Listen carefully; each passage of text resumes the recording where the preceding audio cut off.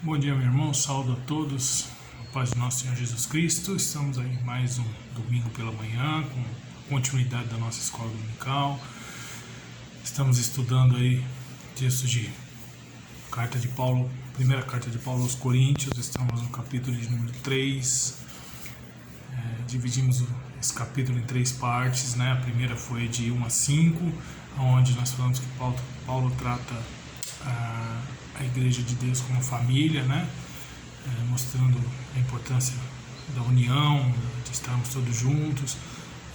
No capítulo no versículo de número 6 até o versículo de número 9, a realidade que nós vimos na semana passada, né? Paulo fala que a igreja como a lavoura, né? A seara do Senhor. E agora Paulo, a partir do versículo 9, vai falar da igreja como o santuário da habitação de Deus. Né? Então vamos orar, pedindo a orientação de Deus para o nosso estudo. Pai amado, muito obrigado por essa noite, que seja um Deus de descanso. Muito obrigado por esse dia, Pai. Muito obrigado por tudo que o Senhor tem feito por nós, pela guarda que o Senhor tem nos dado, ó Deus. E nós queremos pedir, Senhor, agora que o Senhor esteja conosco na leitura da Tua Palavra e também no estudo dela, Pai, que nós possamos tirar as lições preciosas que o texto nos oferece. Essa é a nossa oração, em nome de Jesus. Amém. Então vamos lá, texto bíblico, né? Primeira carta aos Coríntios. Primeira carta aos Coríntios, capítulo 3. Do versículo 9,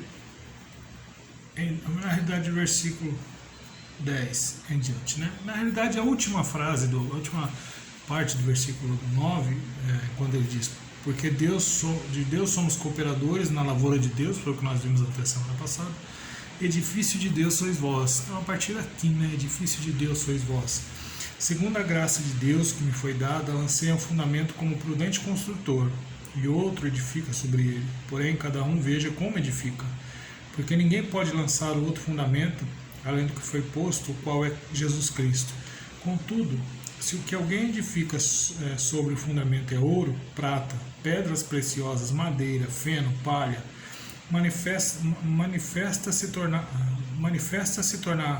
tornará a obra de cada um, pois o dia a demonstrará, porque está sendo revelada pelo fogo, e qual seja a obra de cada um, o próprio fogo o provará. Se permanecer a obra de alguém que sobre o fundamento edificou, esse receberá galardão. Se a obra de alguém se queimar, sofrerá ele dano, mas esse mesmo será salvo, todavia, como que através do fogo. Não sabeis que sois santuário de Deus e que o Espírito de Deus habita em vós? Se alguém destruir o santuário de Deus, o destruirá, porque o santuário de Deus que sois vós é sagrado. Ninguém se engane a si mesmo. Se alguém dentre vós se tem por sábio neste século, faça-se estulto para se tornar sábio. Porque a sabedoria deste mundo é loucura diante de Deus. Porquanto está escrito: Ele apanha os sábios na própria astúcia deles. E outra vez, o Senhor conhece os pensamentos dos sábios, que são pensamentos vãos. Portanto, ninguém se glorie dos homens, porque tudo é vosso. Seja Paulo, seja Apolo, seja Cefas, seja o mundo, seja a vida, seja a morte, seja as coisas presentes, sejam as futuras, tudo é vosso. E vós de Cristo, e Cristo de Deus. Então, a partir da parte B do versículo 9, então, nós vamos ver que Paulo trata a igreja de Cristo como um santuário da habitação de Deus, né? Paulo sempre utilizando de metáforas, né? Na primeira parte lá, fazendo uma metáfora quanto à família. Na segunda, ele usa essa metáfora agrícola, né? Que seria aí essa metáfora da agricultura.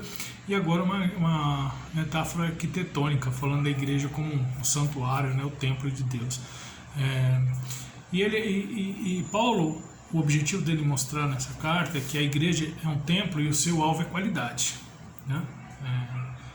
Até falamos um pouco disso já, né? De não nos preocuparmos tanto com a quantidade, mas sim com a qualidade, apesar de que a quantidade também é necessária, até quando falamos lá da lavoura, né? A questão de darmos frutos, Então Paulo usa essa metáfora de um edifício para descrever a igreja, né? A igreja de Deus é o templo de Deus, né? Na realidade, a igreja é o templo de Deus porque é a sociedade na qual o Espírito Santo habita, né? Podemos afirmar, né, e assim o fazemos, que cada pessoa salva é um templo da habitação de Deus, né? E a igreja local, de igual forma, também é um templo de Deus, né?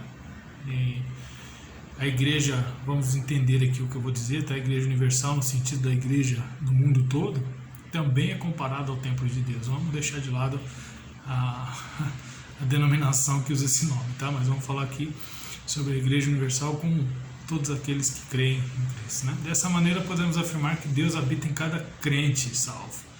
É por isso que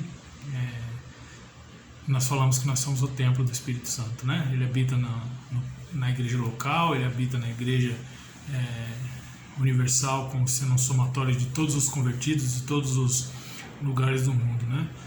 E na edificação dessa igreja como edifício de Deus, é preciso estar prestando atenção na importância que tem a qualidade, né, desses que somos nós, desses habitáculos de Deus que somos nós, né?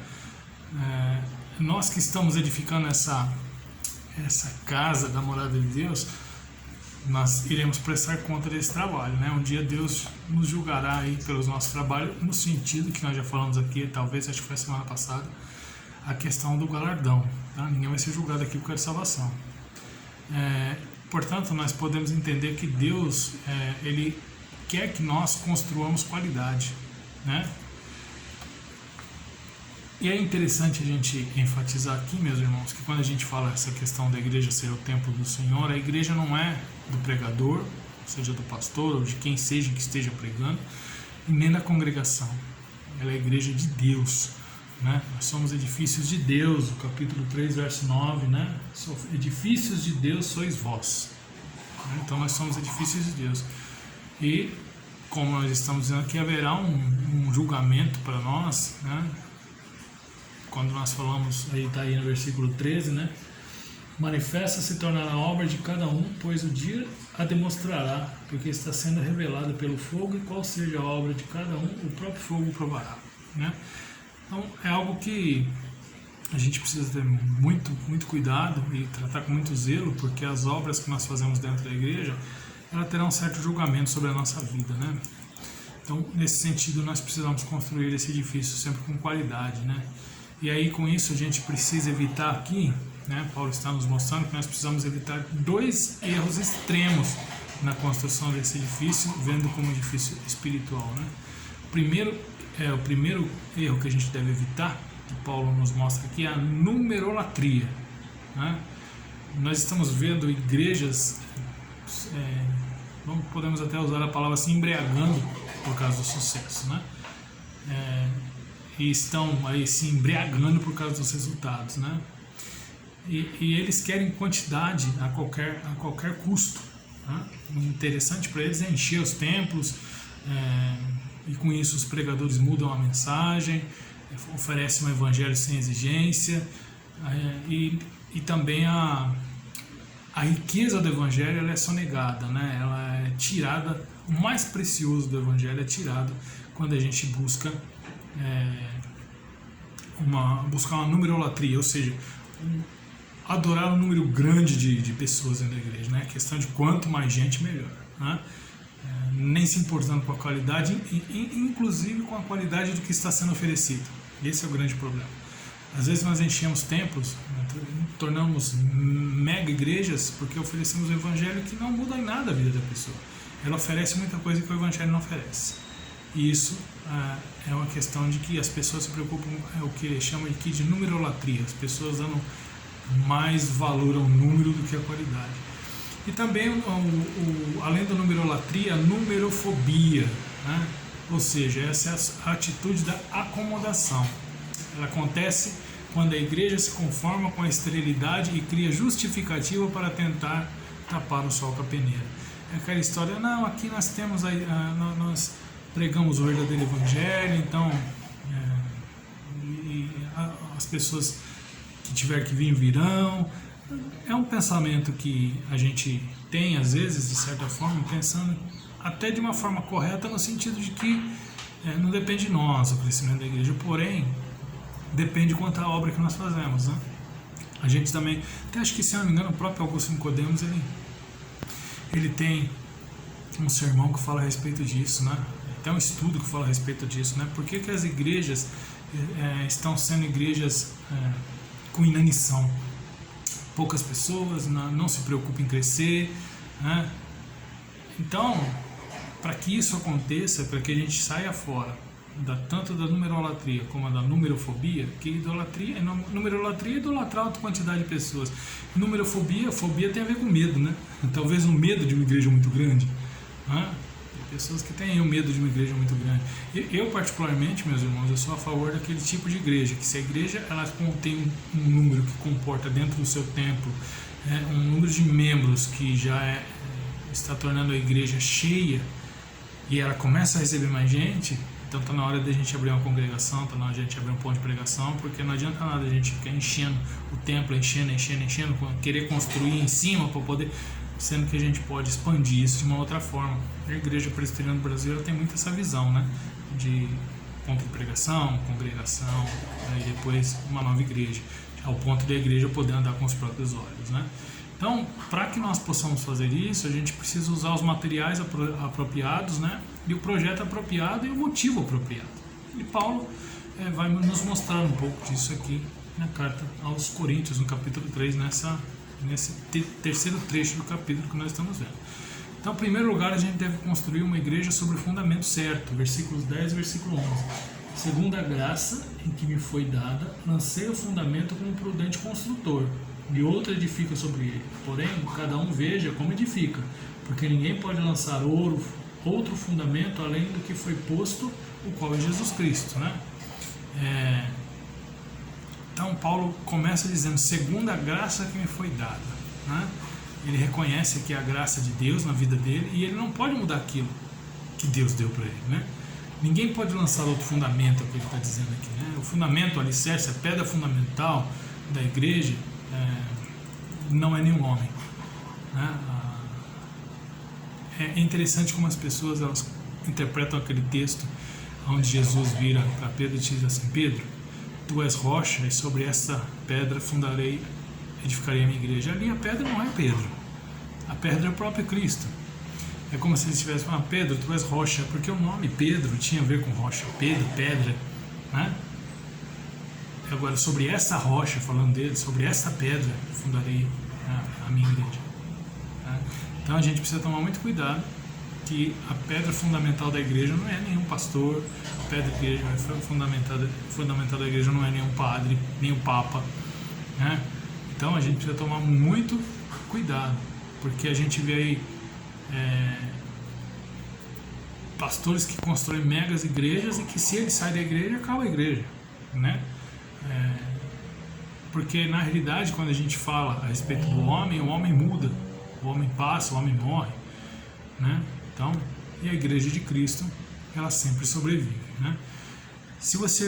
Eu vou passar alguns textos bíblicos para você, a gente não vai abrir eles para que nós não nos estendamos demais no tempo, mas para que você possa conferir. Jesus Cristo é o fundamento da igreja. Você pode conferir isso lá em Isaías 28, verso 16, Atos 4:11, Efésios 2:20, 1 Pedro 2:6, né? E ele, como eu disse aqui, ele é a pedra sobre a qual a igreja está edificada. Está lá em Mateus 16, verso 18. A igreja não poderia ser edificada por Pedro, nem sobre Paulo, porque tanto Pedro quanto Paulo morreram e eles passaram, mas Cristo permanece, né? E iria ser uma idolatria danada, né? Dentro da igreja, essa questão de nós fundarmos a igreja em cima de homens, e não em cima do fundamento principal, que é Cristo, né? E quando a gente fala isso, a gente não pode abandonar a mensagem da cruz. E é interessante a gente falar sobre isso, porque em muitos momentos a mensagem da cruz foi escândalo para os judeus, né? E loucura para os gregos. Paulo diz lá no versículo 11, né? Estou determinado a pregar só Jesus, né? É o fundamento da igreja, Jesus. É isso que Paulo está dizendo lá. Porque ninguém pode lançar outro fundamento além do que foi posto, qual é Jesus Cristo. pregação da palavra, meu irmão, pregação dentro da igreja, só pode ser Jesus Cristo. O que sair fora disso está totalmente contra o que a palavra de Deus nos diz, né?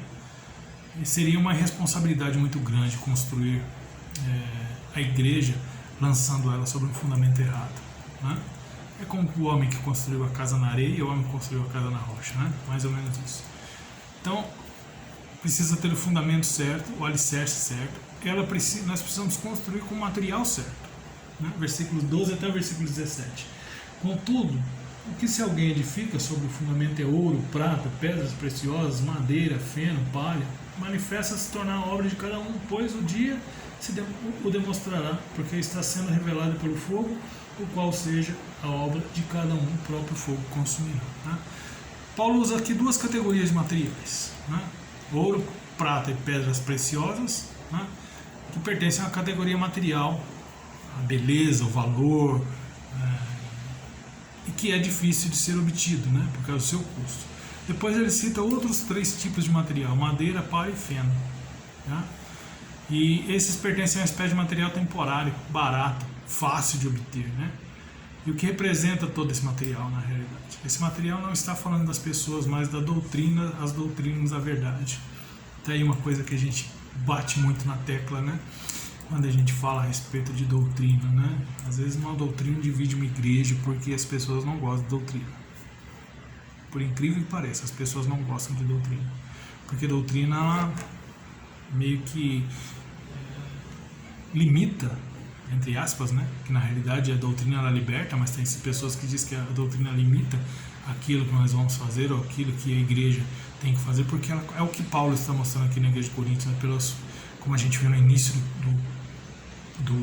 da carta, as dificuldades que a igreja estava tendo exatamente por causa de doutrina, né? Então nós devemos construir a igreja sempre com material nobre, né? Porque quando ele faz essa diferenciação que ele coloca aqui, alguém edifica o fundamento é ouro, prata e pedras preciosas. Esses 3 tipos de material nessa categoria que ele coloca, que tem o seu preço valioso, mas também a sua durabilidade, todos os 3 quando passam pelo fogo são depurados, né? Se tornam mais puros. O ouro, quanto mais ele passa pelo fogo, mais puro ele é.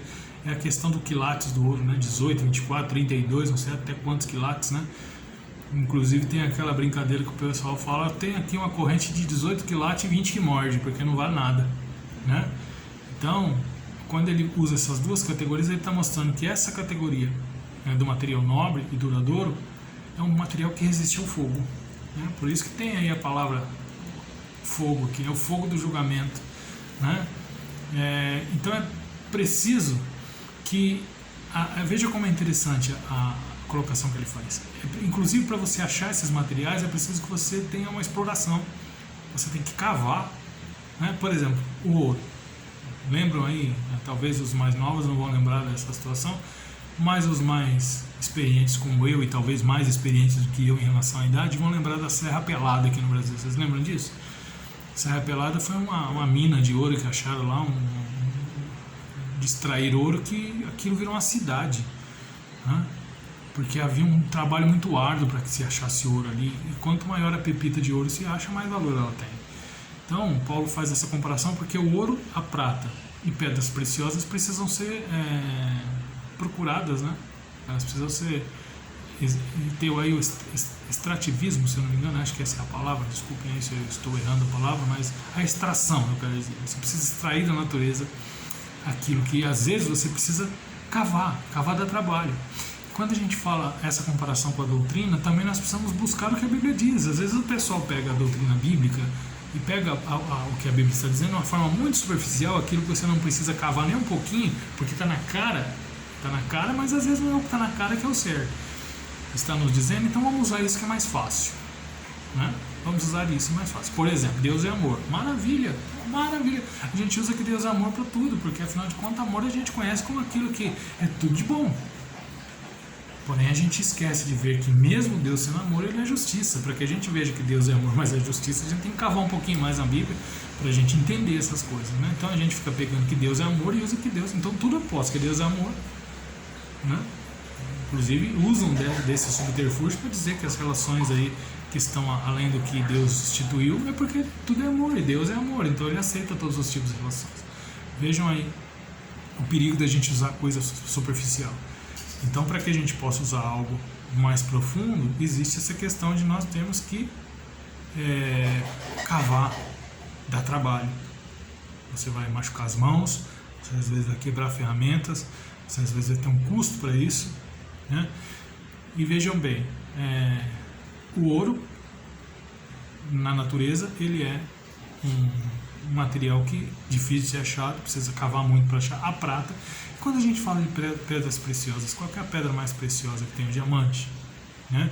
E o diamante ele é um material muito mais difícil de ser achado, porque o diamante na realidade ele é o carvão que, por sofrer uma pressão muito grande, né, ele acaba se tornando diamante, né? Então, por isso a pessoa precisa cavar muito para achar um diamante, né? Então é por isso que Paulo faz essa divisão dessas categorias. A igreja deve ser como aquelas que são fundadas com pedras preciosas e não com madeira, palha e feno. E a madeira é fácil, é uma árvore que foi plantada, cresceu, né?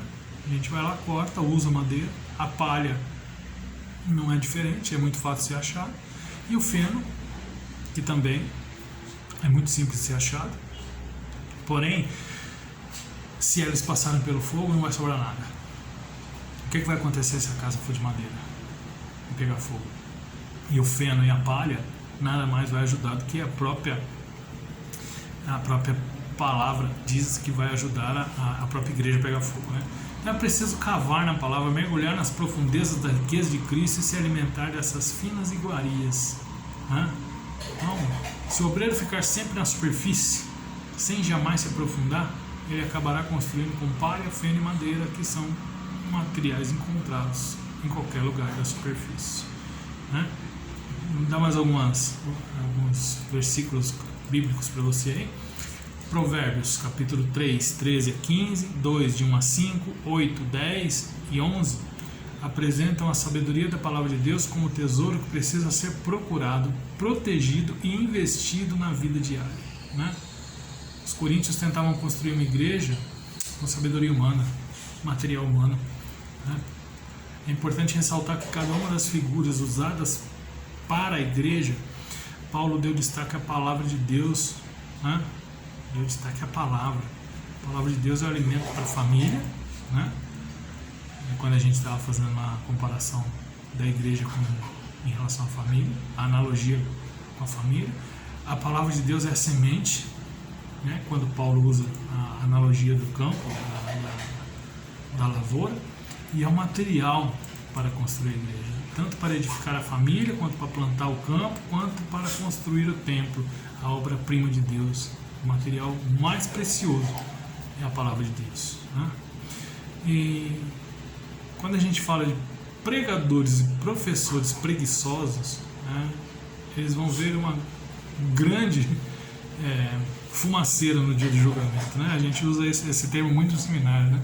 Quando o cara ia fazer uma pregação, ia dar um estudo, que a gente via verdadeiro e superficial, virava para mim, meu irmão, que fumaça é essa aí, meu irmão? Que fumaceira que é essa toda? Né? Então aqui o apóstolo Paulo está nos mostrando que tentar edificar a igreja de Deus sobre doutrinas rasas, sobre materiais que se encontram em qualquer lugar, a gente vê que o negócio é perigoso, né? Vai ter um incêndio espiritual e não vai sobrar nada, né? Porque quando nós vamos na superficialidade, o material que nós usamos são materiais que não tem como ter a durabilidade na igreja, e esses materiais com certeza, essa igreja com certeza, ao primeiro momento de um incêndio espiritual, ela não vai sobrar nada, né? Em terceiro lugar, Paulo está nos mostrando que nós devemos construir a igreja de acordo com o plano correto, né? Versículos 18 ao 20. Ninguém se engane a si mesmo. Se alguém dentre vós tem por sábio nesse século, faça-se estudo para tornar-se sábio, porque a sabedoria deste mundo é loucura diante de Deus, porquanto está escrito: ele apanha os sábios na própria astúcia deles. E outra vez, o Senhor conhece os pensamentos dos sábios, que são pensamentos vãos, né? Então, nós devemos construir a igreja de acordo com o plano correto. Se nós quisermos construir do jeito que Deus quer, nós devemos construir de acordo com o plano de Deus, com o plano correto. Paulo aqui fala que existe a sabedoria do mundo que funciona, mas não na igreja. A sabedoria do mundo não funciona para a igreja, porque a sabedoria de Deus é diferente da sabedoria do mundo. Porque quando nós falamos isso, aquilo que o mundo valoriza, o reino de Deus despreza. Parando aqui, abrindo um pequeno espaço para a gente pensar um pouquinho. Meus irmãos, voltou à tona aí a questão da legalização do aborto, né? Parece que na França foi legalizado, e tem um outro país também que foi legalizado, e as mulheres até choraram lá no momento da legalização. Imagina vocês se essa sabedoria humana vem para dentro da igreja. E como eu disse semana, se eu não me engano, foi no sermão da semana passada, é triste quando nós vemos que as coisas de Deus estão sendo tratadas de uma forma que a sabedoria humana está tendo mais valor, né? Porque o reino de Deus, ele está numa posição invertida. Podemos dizer que ele está de ponta cabeça. Eu até faço essa analogia quando eu digo que a questão do servir na igreja, a hierarquia de Deus é uma hierarquia diferente, né? É uma pirâmide de ponta cabeça, porque o maior no reino é o que mais serve, né? Então nesse sentido, o reino de Deus tem valores invertidos, né? A igreja, infelizmente, tem sido tratada como uma empresa, mas ela não é uma empresa. A igreja não é uma empresa secular. A igreja primitiva, ela não tinha nenhum dos segredos do sucesso desse mundo. Porque hoje a gente vê, até tem um irmãozinho nosso da igreja aí que fala muito sobre isso, né?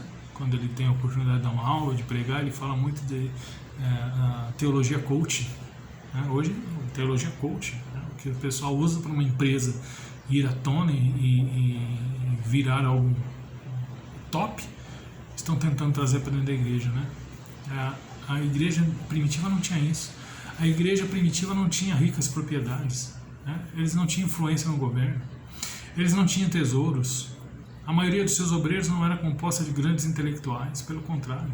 A gente pega Pedro, que era um homem totalmente brutão, lá, pescador, não menosprezando a profissão de pescador, que é digna, mas eu digo em questão de ensino, né, de estudo. Por isso que às vezes muito me preocupa. Esses dias eu vi num grupo que eu faço parte, um irmão colocou lá: a nossa igreja, não convém citar nem nome da igreja nem o local, mas a igreja tal está procurando pastor para o ano de 2021. E aí coloca as características que o pastor deve ter. Bom, não vou nem citar aqui porque eu ficaria uma hora citando. Mas a questão acadêmica extremamente valorizada, né? E depois ainda coloca no final assim, que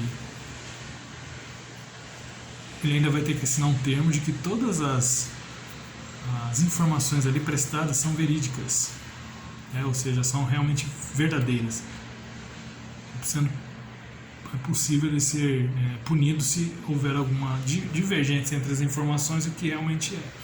Eu acho justo que o pastor tenha a sua formação, até porque é o que nós estamos falando aqui, porque para pregar a palavra, para buscar um verdadeiro entendimento, para buscar o verdadeiro conhecimento, para poder construir uma igreja sobre ouro, prata e pedras preciosas, a gente tem que ter trabalho. Montar um sermão não é fácil, meus irmãos, às vezes dá trabalho. Uma aula de escola dominical dá trabalho, né? Então, na realidade, mas às vezes a ênfase que estão dando a isso, as pessoas querem mais acadêmicos, teólogos do que pastores. Uma coisa tem que andar junto com a outra, mas tem que haver um equilíbrio muito grande em relação a isso, né? Então, na igreja primitiva, a maioria dos seus obreiros não era composta de grandes intelectuais, eram homens simples, alguns sim, cultos, como por exemplo, um que era médico, né? Lucas, que era médico, mas também pessoas que o importante ali foi o treinamento que eles tiveram intensivo com Jesus, a sabedoria vinda do alto, né? A maioria de membros não era composto de grandes celebridades. Contudo, eles colocavam e colocaram o mundo de ponta cabeça. Mudaram o mundo, né? Porque, como eu disse, quando a gente pensa sobre isso, eu até citei aqui, o maior no reino de Deus é o que serve, não aquele que é colocado num pedestal para ser bajulado, né? Então, nesse sentido, mostra a ideia de que a Igreja de Deus, ela tem um crescimento espiritual, um crescimento quantitativo, um crescimento até, vamos dizer, por que não dizer numerológico, quando as coisas são feitas dentro do fundamento certo e no propósito certo, nos planos certos, né? Quando nós entendemos que nós, se por algum momento podemos nos achar maior do que alguém, nós temos que ser aquele que mais serve, né? E o objetivo da igreja é sempre crescer em Cristo, crescer em Deus, né? E deixar um pouco da sabedoria humana de lado. Às vezes a sabedoria humana é até interessante, ela até ajuda, porém, ela ajuda, mas ela não pode ser o principal dentro da igreja, porque se ela for o principal dentro da igreja, as coisas vão dar errado, as coisas não vão dar certo, né? Se nós queremos construir a casa de Deus, devemos usar o plano certo.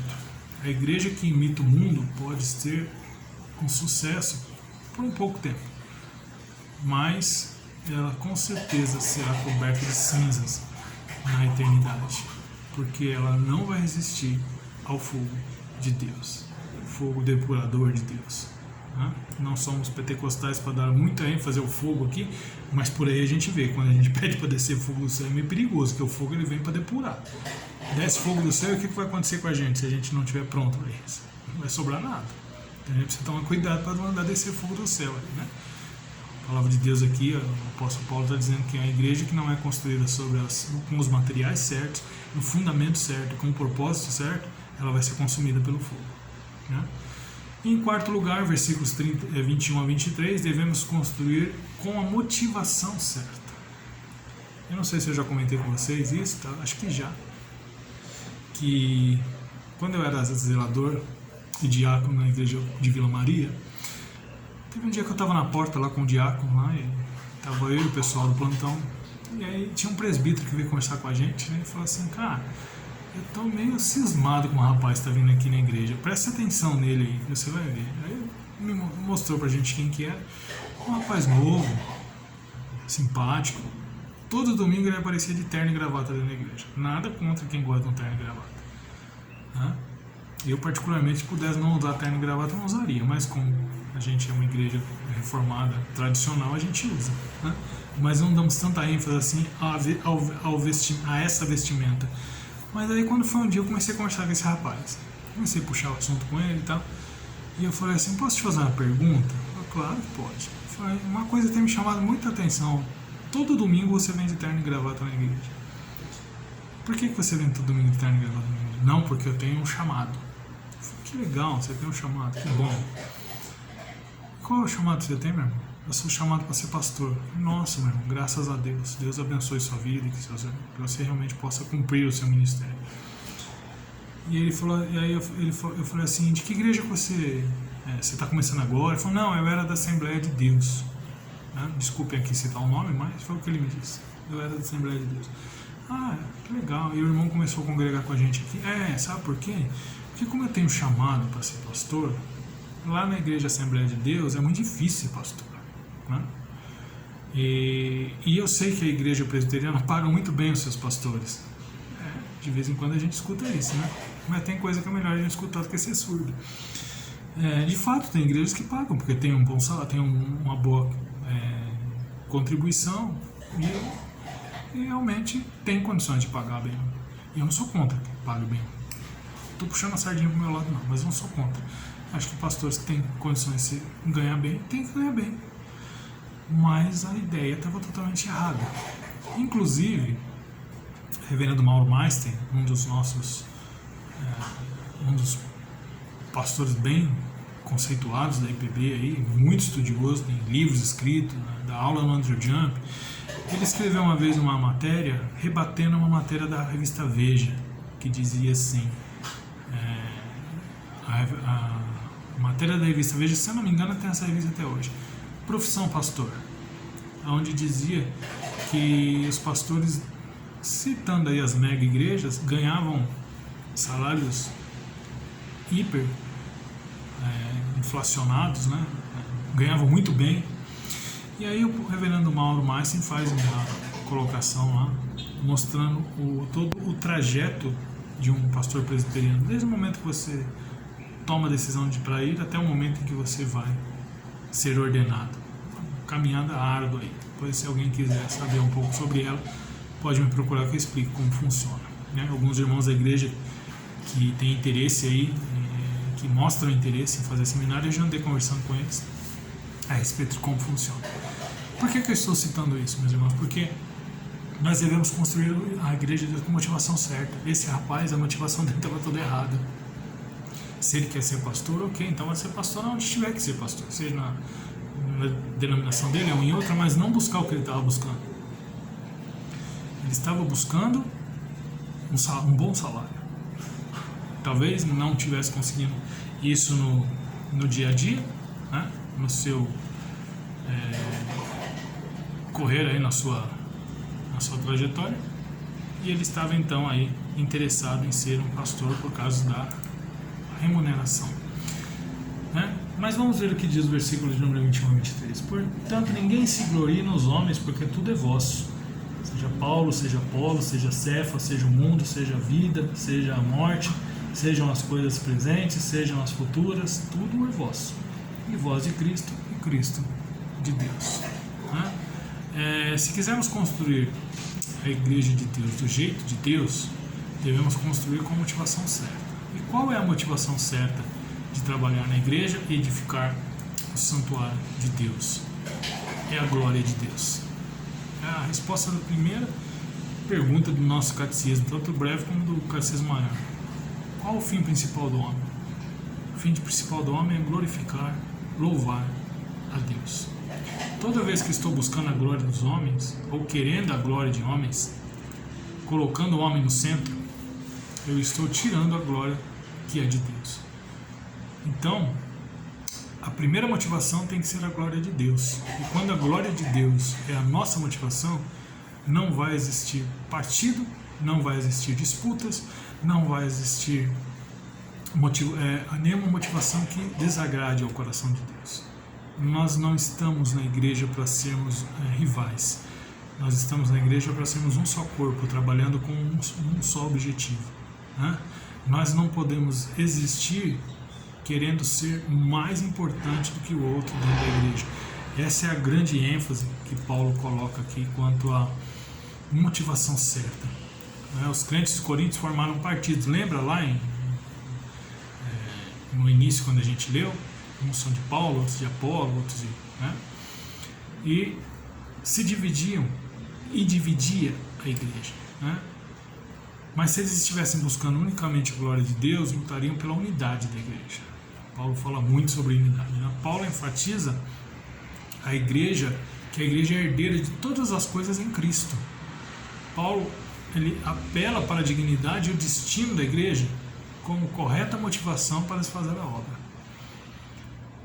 Se nós todos somos possuidores de todas as coisas em Cristo, por que é que nós vamos entrar numa disputa de partidarismo dentro da igreja? Porque todas as coisas pertencem a todos os cristãos, né? E a gente, é interessante a gente pensar da seguinte forma: não é a igreja que é nossa, nós é que somos da igreja, né? Tem inclusive um presbítero do Brás que eu gosto muito de uma frase dele, acho muito interessante. Quando ele tinha alguma programação, alguma coisa na igreja, ele falou assim: vamos participar, meus irmãos, porque nós somos a igreja, não é? A igreja não pertence ao pastor, a igreja não pertence ao conselho, a igreja não pertence a membro nenhum, a igreja pertence a Cristo Jesus, o cabeça, né? Porque nós podemos dizer quão rico nós somos em Cristo, né? Desculpa aí se você viu um apitinho no final, no fundo aí, é que a máquina de lavar parou aqui e ela costuma apitar quando ela acaba, tá? Essa é uma das como se diz, uma das dificuldades de querer gravar em casa, né? Você lembra a parábola do filho pródigo? O pai diz para o filho que ficou em casa quando se revoltou com o filho que estava voltando: meu filho, tudo que eu tenho é seu. E é o que Paulo está afirmando, né? No finalzinho do texto. Seja Paulo, seja Apolo, seja Cefa, seja o mundo, seja a vida, seja a morte, sejam as coisas presentes, sejam as futuras, tudo é vosso, e vós de Cristo e Cristo de Deus, né? O mundo é nosso porque nós podemos habitar nele. O mundo é nosso porque nós podemos estudar. A vida é nossa como um dom diário de Deus para uma preparação eterna. Esses dias eu estava conversando com um amigo meu da empresa que eu trabalhava. Ele é porteiro. E teve uma vez que eu conversando com ele, falando a respeito de Cristo, falando a respeito do cristianismo. Ele falou assim: mas por que às vezes a gente consegue enxergar uma diferença tão grande em vocês que são crentes a respeito de como lidar com as pessoas? Porque ele estava falando sobre um problema dele e tal, e eu fui e dei um conselho para ele, comecei a tratar com ele sobre esse problema. Eu disse para ele o seguinte: o nome dele é Fábio. Eu falei: Fábio, nessa vida não vale a pena viver se você não puder fazer nada por alguém. Porque, como o apóstolo Paulo está nos mostrando aqui, a vida é um dom diário de Deus que nos prepara para uma eternidade. Ele fala que até a morte aqui, né? Seja o mundo, seja a vida, seja a morte. A morte põe fim aos nossos sofrimentos para nos conduzir ao céu. Ele fala também do presente, providência, cuidado, a direção de Deus, o futuro, né? A vinda de Cristo, a ressurreição do corpo, o dia do julgamento, o céu, a vida eterna. Meus irmãos, quando nós paramos para pensar que a igreja é o templo, o habitáculo de Deus, a gente vê que nós fazemos parte disso. É um privilégio muito grande. Mas nós devemos tomar muito cuidado de como é que nós estamos construindo esse obstáculo.